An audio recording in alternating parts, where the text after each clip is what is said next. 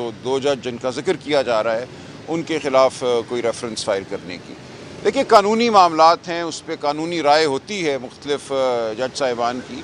अगर वो समझते हैं कि एक चीज़ ज़ाब्ते के मुताबिक नहीं है और उस पर अपनी कोई राय देते हैं तो ये कोई वजह नहीं है रेफरेंस दायर करने की।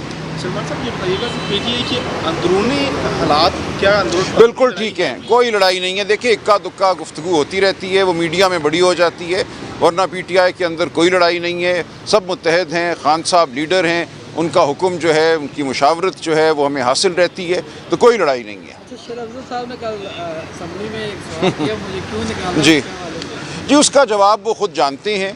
ये थोड़ा सा मासूमियत का वो इजहार कर रही हैं, लेकिन कोई नहीं, वो बात सामने आ जाएगी। और है वो बिल्कुल, खान साहब कोई फ़ैसला बग़ैर वजह के नहीं करते, कोई ठोस वजह होती है तो फ़ैसला होता है। अच्छा सर, बताइएगा, ये जो जजेस को लगाया गया है सुप्रीम कोर्ट में, और उन्होंने इस तरह कर रहे हैं कि जिस तरह जुडिशरी को अपने कंट्रोल में, क्या फिर ये जितने भी फैसले होंगे वो फिर हुकूमत की? कि देखिए, 26वीं आइनी तरमीम का मकसद ही ये था कि आज़ाद अदलिया को मगलूब किया जाए, अदलिया के ऊपर कब्ज़ा किया जाए। अब उस मकसद को हासिल करने के लिए ये सब कुछ किया जा रहा है। जो सुप्रीम कोर्ट में जजों की भरमार की जा रही है, भारत जो है 1 अरब 40 करोड़ का मुल्क है, वहाँ 17 जज हैं। हमारे 17 जज थे, सन 1947 में 5 थे, वहाँ से होते होते हम 17 तक आए थे। अब एक दिन इन्होंने कहा कि नहीं, अब 34 जज होंगे सुप्रीम कोर्ट के, और उस 34 में से पहली जो एक इंस्टॉलमेंट है, आप कह लीजिए 7 जजों की इन्होंने लगा दी। आगे भी इनका इरादा है।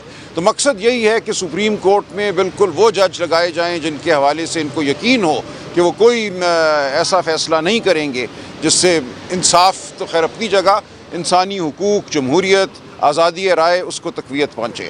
तो हम ज़ाहिर है इसके ख़िलाफ़ लड़ते रहेंगे। हमने इसकी मुखालफत 26वीं तरमीम की पहले भी की थी, अब भी हम करते हैं। सियासी सतह पे भी करेंगे, कानूनी सतह पे भी करेंगे, इल्मी सतह पे भी करेंगे। सर, ये बता दें कि पार्टी से निकाला गया तो उसमें भी मियां नवाज शरीफ वाला जो बयानी है वो अपने मुद्दे क्यों लगाना? जी, ये सवाल हो गया ना, मैंने अर्ज़ कर दिया कि ये मासूमाना सवाल है। वजूहात वो जानते हैं, खान साहब किसी ठोस वजह के बग़ैर ऐसा फ़ैसला नहीं करते।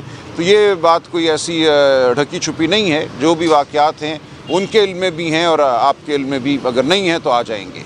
अच्छा, ये जब भी खान साहब की सवाल आती है तो पंजाब में जो आपके रहनुमा वो नहीं निकलते, सिर्फ कारकुन निकलते हैं, तो इस हवाले से क्या कहेंगे आप? नहीं, बिल्कुल निकलना होगा, हर एक को निकलना होगा। ये तो नहीं हो सकता कि सिर्फ कारकुन निकलें। लेकिन देखिए, पंजाब में एक बड़ी मखसूस सूरत हाल है जो सूबा खैबर पख्तूनख्वा में नहीं है, वो शायद किसी हद तक सूबा सिंध में भी नहीं है। यहाँ पे जो फस्तायत है, जिस तरह किसी भी कॉल से चंद दिन पहले छापे पड़ते हैं, घरों को तोड़ा जाता है, लोगों को अगवा किया जाता है, ये एक ऐसी सूरत हाल है जो ज़िया के मार्शल लॉ के बदतरीन दौर में भी नहीं थी। हम फस्तायत की तारीख तरीन रात से गुजर रहे हैं इस वक्त। लिहाजा ये याद रखिए आप, जो मामला 24 नवंबर को हुआ, जिस तरह इस शहर को बंद कर दिया गया था, तमाम रावी, उसके बाद चनाब, जितने भी दरिया बीच में आते हैं, झेलम, उन पे एक नहीं 100 कंटेनर खड़े थे। नामुमकिन था किसी का इन 3 दरियाओं को पार करके इस्लामाबाद पहुंचना। शहर के अंदर एक खौफ का आलम था। तो ये एक ऐसी सूरत हाल है जिसके हवाले से इमरान खान साहब ने चीफ जस्टिस पाकिस्तान को ख़त भी लिखा है, और वो ख़त अब नज़र ये आ रहा है कि पिटिशन के तौर पे उसको सुना जाएगा। उसमें यही लिखा गया है कि जो हक़ है, आइन में बुनियादी हक़ है, आर्टिकल 17 इकट्ठे होने का, राइट टू असेंबल, आर्टिकल 15 चलने का हक़, उसको आप एक दफ़ा 144 लगा कर ख़त्म कर देते हैं, पूरा आइन ख़त्म हो जाता है। ये क्या मजाक है? और फिर आप लोगों को न सिर्फ ये गिरफ़्तार करते हैं, FIR काट के अगवा कर लेते हैं बग़ैर FIR के। तो इस वक्त इस मुल्क में आइन कानून जो है अमलन ख़त्म हो चुके हैं। तो ऐसी सूरत में जो आपको नज़र आती है कि लोगों के लिए निकलना मुश्किल होता है कि अगवा शुदा शख्स कैसे निकलेगा बाहर। तो इन तमाम वाक़यात को सामने रखिए। इंशाअल्लाह आगे हम अपनी जद्दोजहद जारी रखेंगे, और आप देखेंगे कि अवाम की एक पहले से कहीं बड़ी तादाद जो है वो अब इस तमाम निज़ाम से नाला है, वो इस निज़ाम के ख़िलाफ़ उठने को तैयार है और वो उठेगी।